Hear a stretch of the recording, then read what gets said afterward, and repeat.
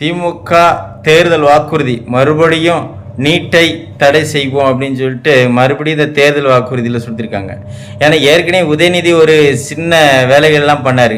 நீட்டு ரகசியம் இருக்குன்னு சொல்லி தான் போன டைம் ஓட்டு வாங்கினாங்க. இப்பயும் மறுபடியும் அதே வேலையை தான் மறுபடியும் செய்கிறாங்க. அதாவது தமிழ்நாட்டில் இருக்கக்கூடிய மாணவர்கள் நீட் எழுதுறதுக்கு தயாராகிட்டாங்க. ஆனால் அவர்களை மறுபடியும் முட்டாளாக்குறதுக்கான பல வேலைகளை இவங்க செஞ்சிட்டு இருக்காங்க.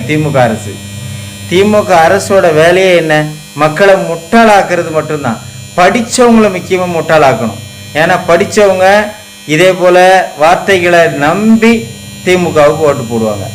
ஆனால் திமுக அரசு எப்பவுமே மக்களுக்கு சொன்னதை செய்யாது.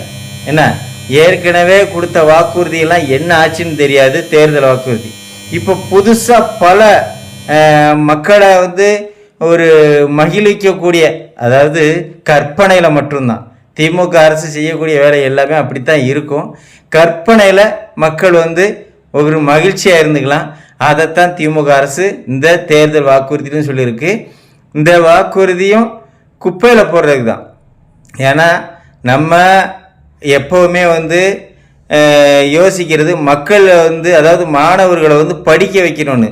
ஏன்னா திமுக அரசு படிக்கிறத தடுக்கணும்னு தோணும். ஏன்னா நீட்டு இல்லைன்னா தான் இவனுங்க இருக்கக்கூடிய அரசியல்வாதி வச்சிருக்க திமுக அரசியல்வாதி முழுக்க மெடிக்கல் காலேஜ் வச்சுருக்காங்க. 2 கோடி ரூபா 3 கோடி ரூபான்னு சொல்லி ஒரு சீட்டுக்கு வாங்க முடியும்.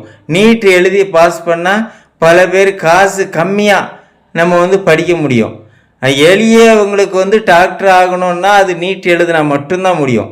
இங்கே இருக்கக்கூடிய இந்த திமுக அரசு இவர்கள் பணம் இருக்கிறதுனால ஒரு போலியான ஒரு விளம்பரங்களை பண்ணி நீட்டுக்கு எதிரான மனநிலையை பல பேர்கிட்ட கொண்டு சேர்த்துருக்காங்க.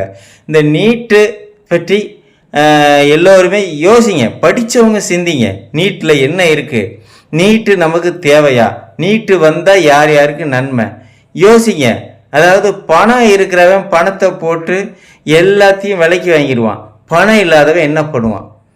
யோசிங்க.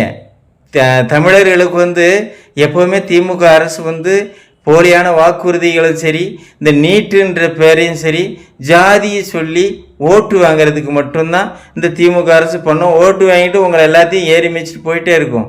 யோசித்து ஓட்டு போடுறதுக்கு வைக்க. இந்த தேர்தல் அறிக்கையை பார்த்து மயங்காதீங்க. படித்தவங்களை மட்டும்தான் முட்டாளாக்குறது திமுக அரசோட வேலை. அந்த வேலையை அவங்க செஞ்சுக்கிட்டே இருப்பாங்க.